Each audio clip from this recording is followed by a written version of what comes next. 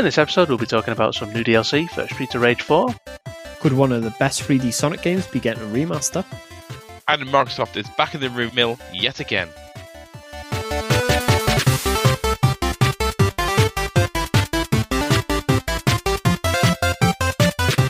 Welcome to episode 15 of the Retro Gaming Dads podcast, the weekly podcast for everything retro and retro inspired. I'm Phil, and tonight I'm joined by Barry and Anthony. Good evening. Hello there. How's your week's been? Yes, first week back in the office. What have you been playing? I know you've been playing a bit of Outriders with me and Phil. Yeah. Anything else? Managed to play a little bit of Doom and complete another section of that. Other than that, it has just been a bit of Outriders. Oh, I have been throwing my head against the wall at Doom, dying a lot, killing a lot of really hard enemies with the pistol. Well, you know what I'm going to tell you need to do? Get good. Yeah, that's fair. I'll accept that.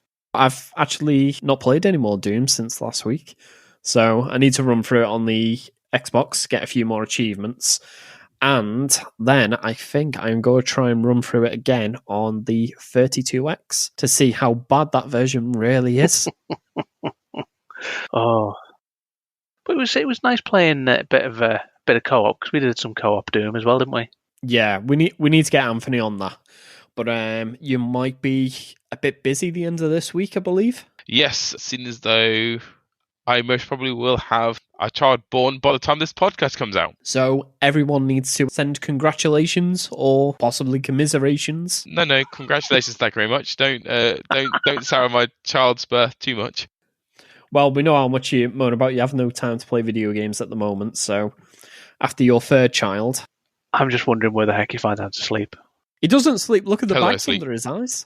What bags? Don't even start. So, speaking of getting out of bed, Streets of Rage 4 DLC. Oh, that was a smooth transition.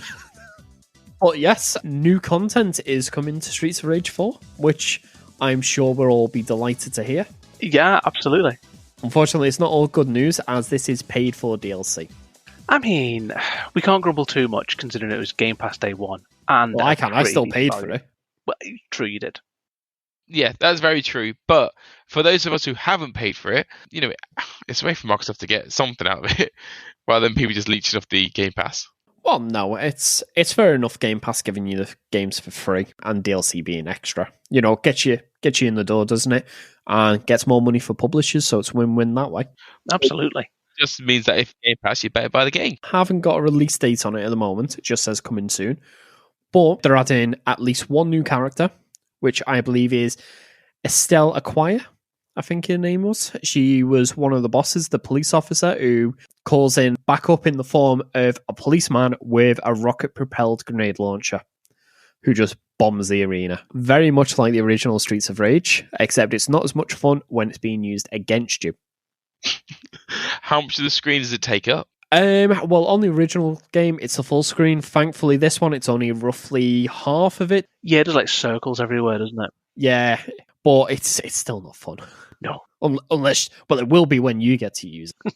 But we get a new character, plus some new stages, and since Streets of Rage is known for it, some new music. Nice. It appears, from what I can gather, this...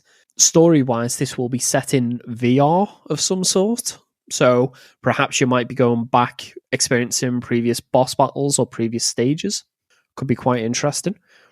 And as a teaser at the end of the trailer for this DLC, it appears that there's going to be 2 more unlockable characters, or maybe future DLC characters.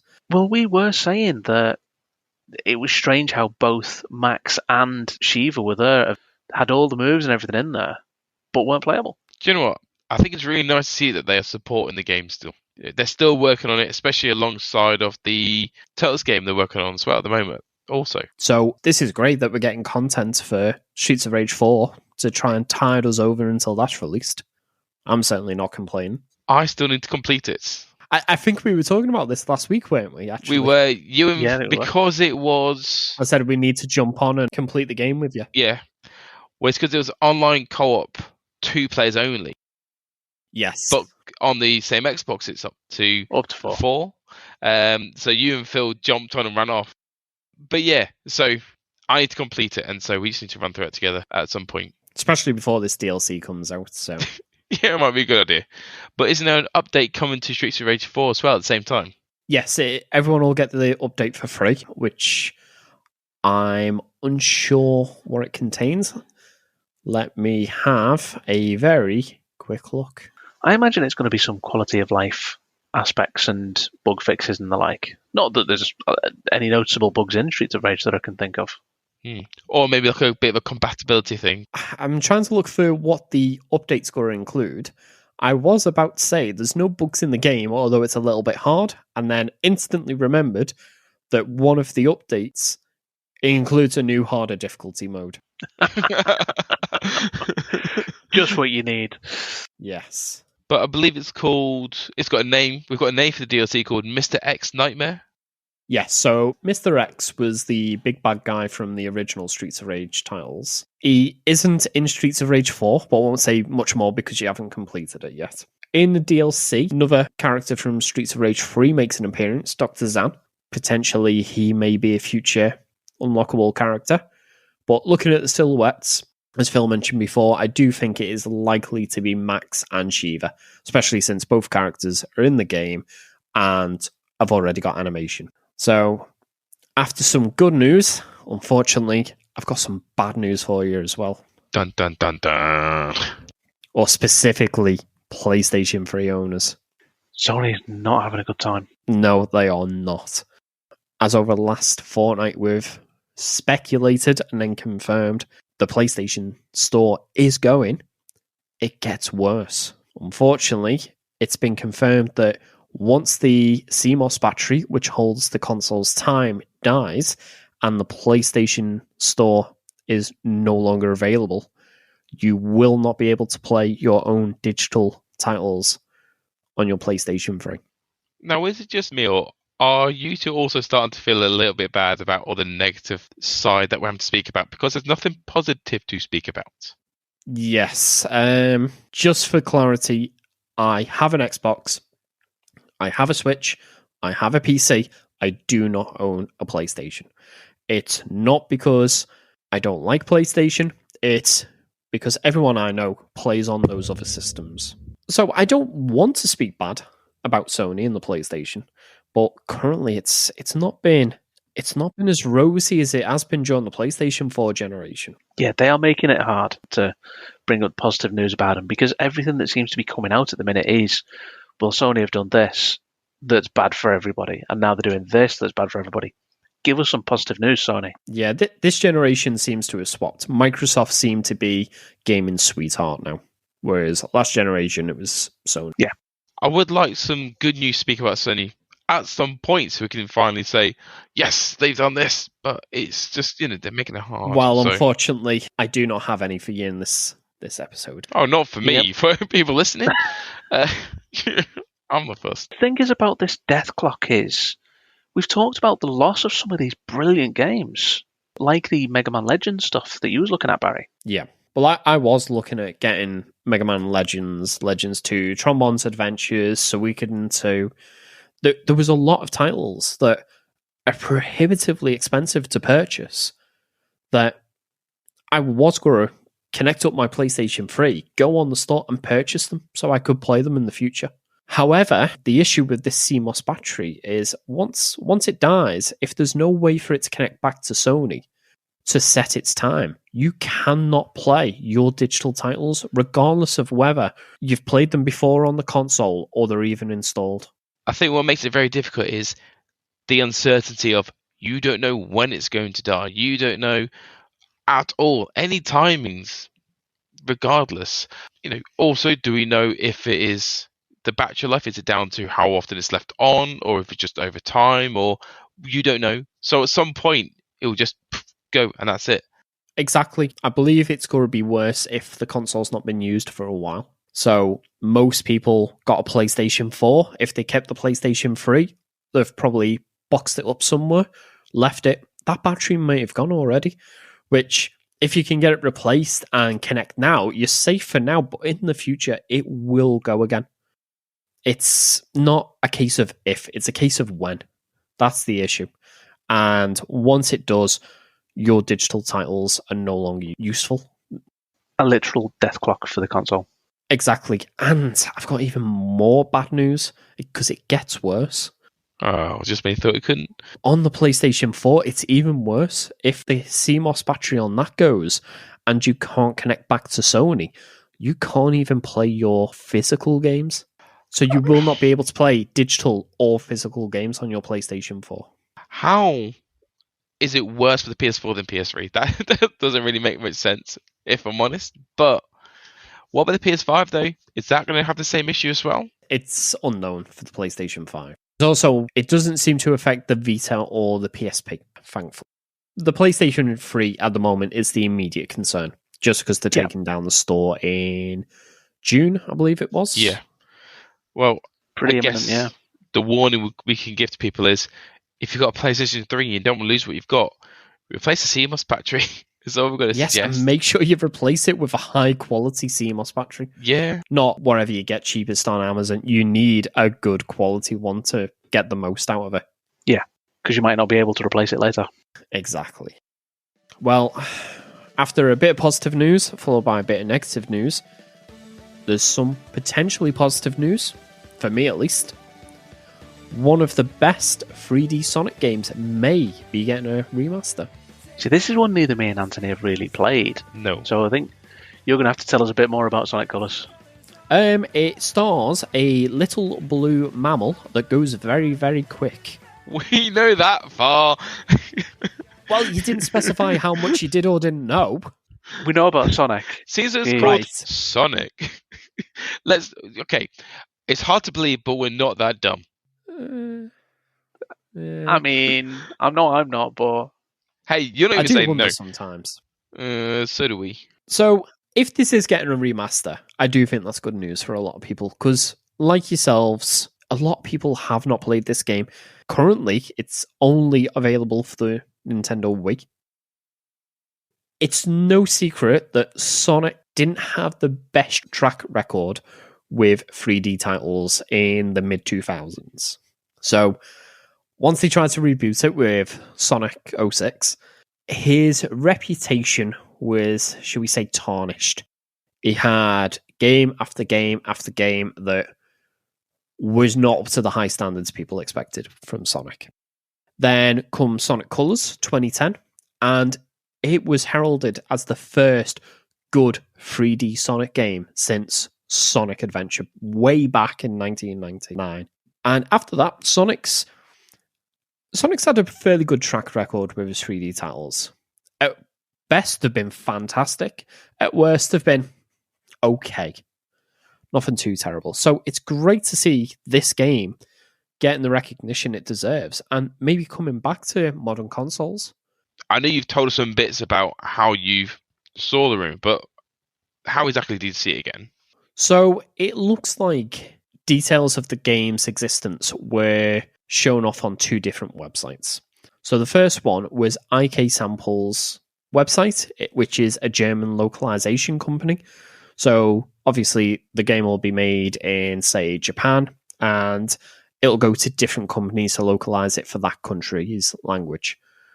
Now, this company has previously worked on other Sonic games, such as Sonic Boom, so it leads a bit of credibility to it when on their website they actually say they have worked on the Sonic Colors remaster. And just very quickly, I would like to say thank you to Sega as well for spelling colours correctly over here in the UK. Not like Nintendo with the Game Boy Color, who couldn't just squeeze that U in it to make it, correct. Do you know, I did have a quick look earlier about it, and I did see it spelt without the U, and I was like, it looks very, yeah, I didn't enjoy it. Yeah. spelling's important. Absolutely. More Yes, importantly, America. not being America. So, as well as on IK Sample's website, it also appeared on a French retailer's website called Soul Gamer League. They didn't have much information. It does look like it's a placeholder. You actually can't see it if you look for the game in a list, but it's available if you go direct to the URL. And it just has the title, Sonic Colors Ultimate Limited Edition, and a placeholder release date for the 31st of December this year. So it does look like maybe they have got advance notification that this game is coming, so they can start updating the systems. And obviously, retailers need to know ahead of time so they know how many copies of a title they want to buy in as well. I would be surprised if it does actually get released on New Year's Eve, though. It probably won't. I know, but can you imagine? No. Although I think Dead or Alive 4 did, didn't it, on the Xbox 360? I'm not sure. Did it? I know it came out just after Christmas. Well, yeah, I mean, I remember because the 360 came out on my birthday, which is not too far before Christmas. Yeah, I think Dead or Alive came out like the last couple of days of the year. It was towards the end of the year. It definitely was towards the end of it. But chances are, from when I've worked in retail, if you didn't know when an item was coming out, it'd always be put to the 31st of December. Yeah. Okay. It's almost definitely a placeholder release date. So I guess, Barry, this is going to be one that you're definitely going to be keeping an eye on and looking out for. Well, it's one I'll definitely buy. It's a Sonic game, isn't it? And if I want to keep up with them, then You have to. gotta go fast. I'll be purchasing it. It's been pretty much a decade since I played Sonic Colors. I remember enjoying it, and to play it on a modern console, maybe pick it up on the Switch so I can play it when I'm out and about, or if it's available on the Xbox, so I can get the achievements. I am not complaining, and I think a lot of people will enjoy it, and it'll be their first time to actually play it. And speaking of both Switches and Xboxes, that actually ties in quite nicely to what we were going to talk about next. Yes. So the rumour is knocking around again, Microsoft, that they may be bringing Game Pass to the Switch. How many times has this rumor surfaced? Almost as many as Microsoft buying Sega. Yes. Well, this is being pushed around an awful lot. And if we go on the idea that Phil Spencer hides Easter eggs for upcoming announcements in the background of his videos, don't forget he did have a Switch on a shelf in the background. He did. So perhaps that's confirmation, just not verbal. No, that's confirmation that Microsoft's buying Nintendo. Oh yeah, 100%. So it looks like a lot of rumors are starting to pop up, and these seem a bit more Credible. not necessarily credible, but a bit more grounded, a bit more detailed as well from previous rumors. So it appears that Microsoft may be in talks with Nintendo that Game Pass will be coming to the Switch in a limited capacity. And this isn't Game Pass as it is on the Xbox. This is more akin to the Xbox game streaming service. I think this is going to be a big win for Microsoft in one particular regard. I think it will really help them gain presence in Japan. If it does, then I don't know the exact number, but I think it's something like 20 million gamers in Japan. And precisely 15 of them have an Xbox. Oh, it is ridiculous. I mean, I think past month it was something like 100 and something thousand Switches sold, 7,000 PlayStation 5s, and about 200 Xboxes. That's a good month then. It was a great month for Xbox. They did brilliantly. It'd definitely be great for Microsoft to get access to those gamers. But I think it'd be good for Switch as well. As we've mentioned in the past, Switch is not a powerful system. Even when it came out, it was already running a 2-year-old APU. So if they get this streaming service, which they seem to be okay with. In Japan, you've got Phantasy Star Online 2 Cloud Edition, which is streamed. We've recently got Control and Resident Evil as well. Both of them are streamed. The Switch does fall behind a bit in these big AAA titles. And if Microsoft were to bring the first-party titles, which is what's rumoured, to the Switch via streaming, it's a win-win. Microsoft are getting more exposure, and Nintendo are getting these massive titles. Potentially, imagine playing Halo Infinite or Forza on your Switch. Yeah. While sat on the loo. Let's face it, we've all done it. But it'd be fantastic to see something like Halo on there. But then the other side we've got to look at is, if it is game streaming, look at the limitations that it's got. It is Wi-Fi only, so you have to be connected to Wi-Fi, so you can't really play it on the go unless you tether it. But then the latency that comes out from it, so there is difficulties to it if it does just go streaming. Well, potentially, as we were talking about earlier on, if there is a Switch Pro coming, could that possibly have 5G? It's a good possibility. Be interesting. One of the big benefits of 5G isn't just the speed, but the low latency of it. That could definitely work really well for it. If that's what happens, if that's what comes out. But it's rumours on rumours, isn't it? Well, yeah, it's rumours, but some quite reliable sources and stuff. have been saying that Microsoft and Nintendo do have an announcement for later in the year. Well, while we're on the subject of Microsoft rumours, there's another one. They're going to be working with Kojima. But it's not just working with them. There's two parts to this rumor. Apparently went to Sony first, said to Sony, do you want to release our game? We're going to give you first pick. This is apparently back in last June, July, that they went to him.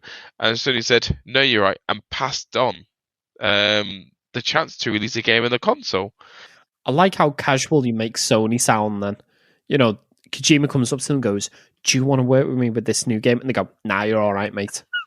Yeah, that's basically the way when I read it, it's kind of the way it makes it feel. Like, but why would they pass it up? That's totally how Japanese companies work, right? They're dead casual and chill. Yeah. Well, if I'm surprised that Sony have passed up on another Kojima game. I'm guessing that Death Stranding didn't do as well as they projected then. Possibly. I mean, I've got to admit, it didn't tickle my fancy. I thought it looked a little bit on the not for me side. The not for you side. Yeah. You mean it's not Dark Souls? I wasn't going to say that. We know that's what you were thinking. yeah, we both know that. Well, it's odd because as far as I'm aware of, quickly reading up on it, Death Stranding did really well on the PC. It had no issues, and apparently it had quite a good base in the PC. Yet on the PlayStation, it just didn't take off. Despite, I remember seeing ads everywhere, all over the place. They had it all live action because they had one of the guys from The Walking Dead and that as the main character, and it was passing inside the buses, thinking it's going to be a massive game. And then when it was released, I didn't hear anything. That was it. The main character on it is, as you say, the guy from The Walking Dead. So Norman Reedus, I think it is. He was actually meant to be the start of another game that Kojima was doing, Silent Hills. But it is surprising that, as you say, Sony have turned it down. But if it sold well on the PC, that doesn't help Sony. It's true. It doesn't drive sales of the consoles. Was Sony the publisher for the game, do you know? I think don't they were. know. I do think they were. Right, so if they were the publisher, then they will have got something from it, at least. It's hard to think why they turned them down, because despite him releasing a full-on crazy game like Metal Gear Solid and that franchise, that did so well. And then even if Death Stranding didn't do so well, you can't guarantee every single game is going to go fantastically, but you would have thought that they would have stuck with someone who has at least a good consistency with his games. Yeah, which obviously he has. Just very quickly, I did have a quick look. Sony only published the game for the PlayStation, not for the PC. Okay. 505 Games did. So if it sold really well on the PC, but not so much on the PlayStation, they wouldn't see any kickback from that. But you just mentioned then, so we just mentioned Silent Hill, you just mentioned Metal Gear Solid series, which obviously he's pretty much been the driving force behind for the best part of 20 years. There's also rumours that Microsoft are looking to license the rights to a lot of Konami games, because let's face it, Konami aren't really doing much with them at the moment. No, and they've got such good property to use. It looks like they may be looking to bring Silent Hill and Metal Gear Solid to the Xbox. Castlevania. I very much doubt it, but a new good Rocket Knight Adventures, I would be ecstatic for that. Suikoden? Yeah, well, yeah. Yeah. You know, we're losing them on the PlayStation Store. Microsoft, bring them across. I will give you an undefined amount of money just in case Kerry's listening to this podcast again. Trying to sell myself. I have also heard another rumour that Microsoft might be licensing not the range of titles, but specifically Silent Hill and Metal Gear Solid, and getting Kojima back to oversee them. Could you imagine that slap in the face to both Konami and Sony? Well, yeah. Well, in all fairness, Silent Hills, that PT demo that they released that never went anywhere, was cancelled. That wasn't Sony who cancelled that. That was Konami. Konami seemed to have basically try and purge Kojima from the game. They even took his name off the box for Metal Gear Solid 5. No, it wasn't there an award or something? Yeah, and he was told not to attend, that he couldn't attend. Flipping out. Where's he get shafted? Bonkers. There's definitely bad blood between the two. I don't exactly know what it is. But that would be a massive boon for Microsoft if they could get Silent Hills, a cancelled game, or a new Metal Gear Solid game on the Xbox as an Xbox exclusive. Looking at it this way, people have just kind of stopped, for some reason, work with Konami, with Kojima and that sort of stuff. And Phil Spencer's gone, well, why is he being left in lurch? Well, I'm going to take him then. Fine, whatever. No, I'm not going to let him go to waste. Going back to what we said before, on that same interview with the Switch in the background, there was a Kojima Productions statuette. Yeah, there was. So maybe, again, they're hinting at something. That's what it goes to show. Look at the background. Like when he did an Exactly. interview, the flipping S was sat on the shelf in the background the entire time. I did notice one of his interviews, there was a window in the background. So it's confirmed Microsoft's buying Windows. May have something to tell you about that. Again, it's absolute rumours, but it seems to have been picking up steam, I've noticed, over the last few days. Yes. And I'd say if they brought Konami's back catalogue to the Xbox, chucked a few of them in Game Pass, that is going to be absolutely massive. Do you know what? If that does happen, and the rumours of Uplay coming to Game Pass at the end of the year, there should be no way Microsoft will not be on top this generation. I know. At the minute, Microsoft is hard to stop with the amount of momentum they're getting behind. Yes, exactly. And it's hard to look over it and not talk about it. Because Exactly. Phil's just going, what's the best way I can help gamers and people who are interested in the Xbox? I know. Game Pass. I know. Put more stuff in. I do feel like Microsoft sacrificed the last couple of years of the Xbox to lay the groundwork for this generation. And Definitely they are feels like it. getting off to a flying start. The only blemish that I can really see at the moment is the lack of getting the consoles into the hands of people who actually want them. Yes. Not scalpers. An issue Sony are having at the same time. But Sony seem to have stalled at the moment. They seem to be having more issues than Microsoft are having, and I don't understand why. Yeah, I think Microsoft's lucky. What they've been planning all over the last 2 or 3 years is coming into fruition now. Whereas Sony, obviously, with everything that's been going on in the world, I think has just stalled a little bit. What doesn't help is there's actually a global shortage of capacitors. Yes. But that's the same issue Microsoft is suffering from. Yeah, definitely it is. Definitely it is. The difference being, though, is there's rumour that the US are looking to bring manufacturing in-house and actually manufacture them in the US. Well, yeah, they're looking at making more fabs in other countries as well, so they're not as dependent on these small number of places where they can source these products from. Yeah. Getting back on topic before we get too sidetracked, what Konami or Kojima game would you most like to see come to Xbox? You know, if you had a wish list. Kudelka. Yeah. Brilliant game. Was that a Konami game? Oh, yeah, it was a Konami game, Kudelka. I actually purchased that last year. I haven't played it yet because I've got nowhere to put my PlayStation at the moment. That's because it is the one set in Wales, isn't it? If I remember right. I think it is, yeah. A survival horror RPG set in Wales. I think that's what sold me on it. Yeah. I mean, in fact, actually, I don't know whether it was Konami thinking about it. I have some bad news. I just checked it weren't. It was SNK and Infogrames.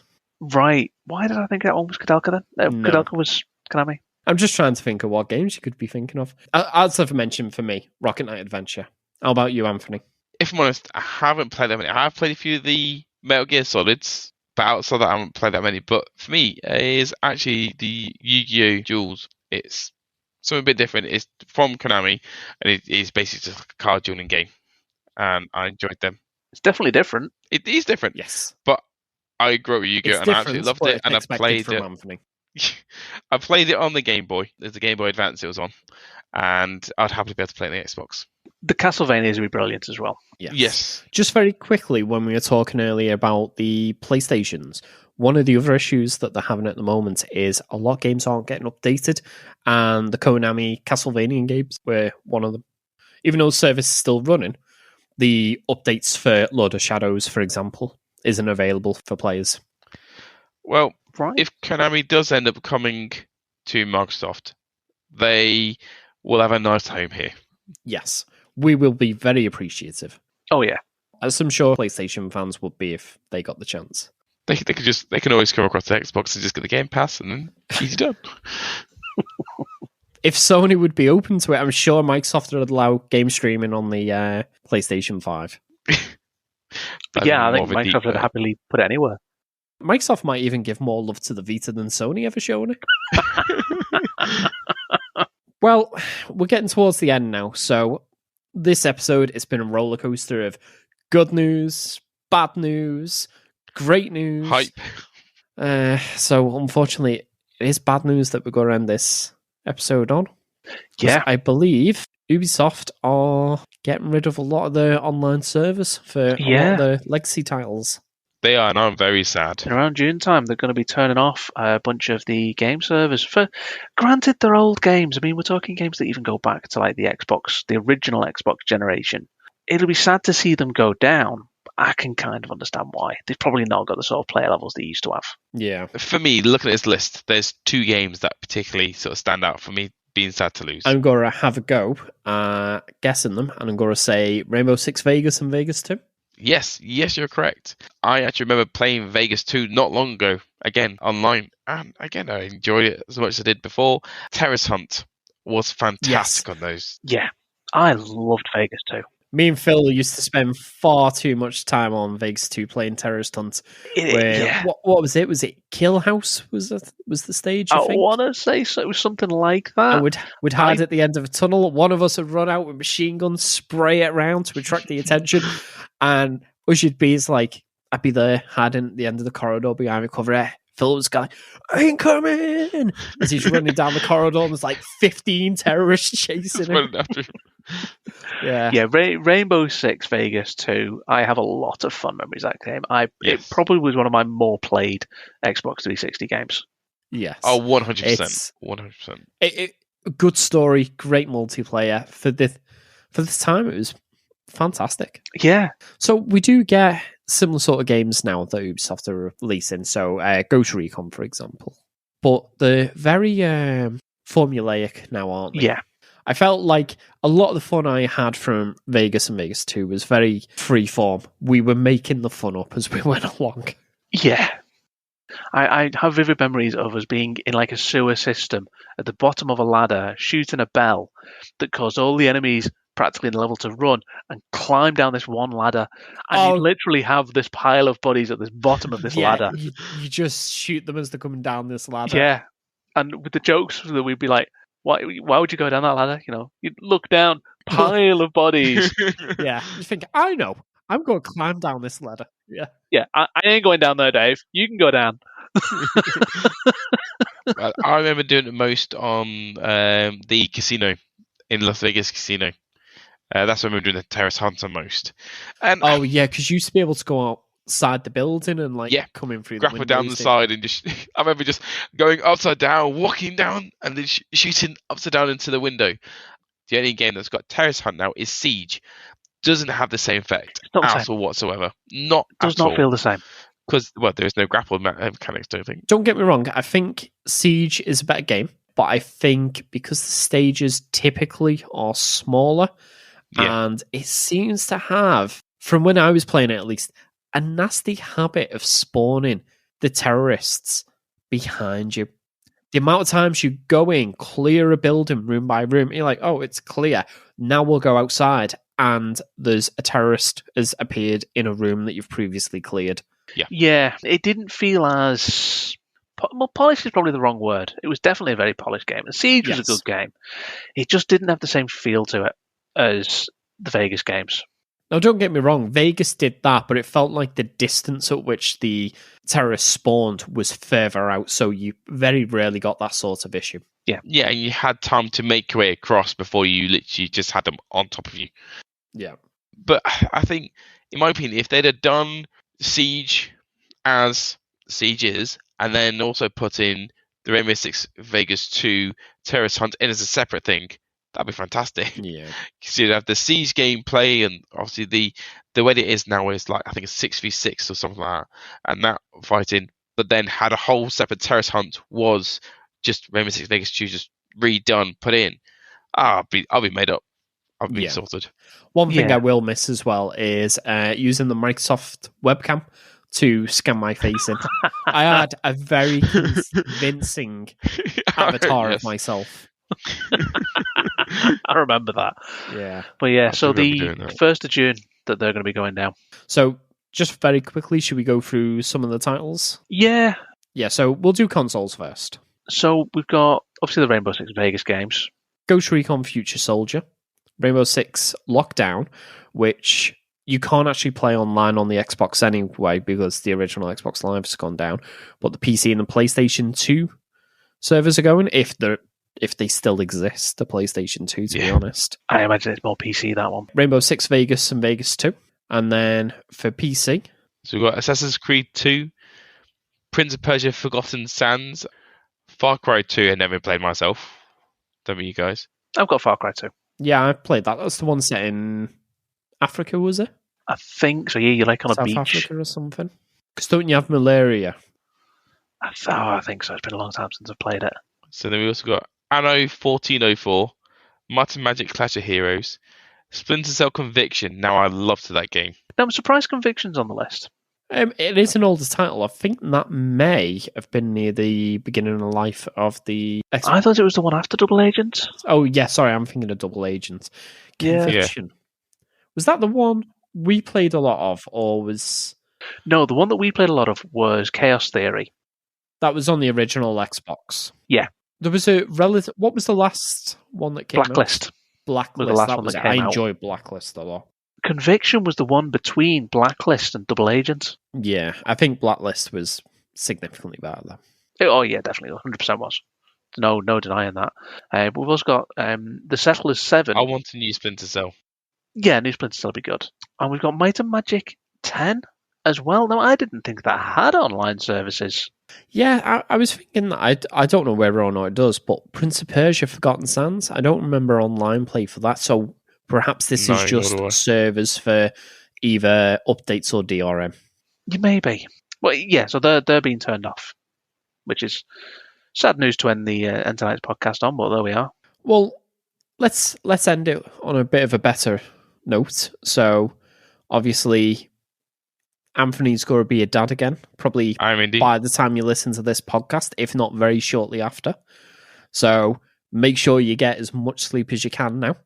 Because it ain't happening after. Yeah, we've done this podcast early to give you plenty of time.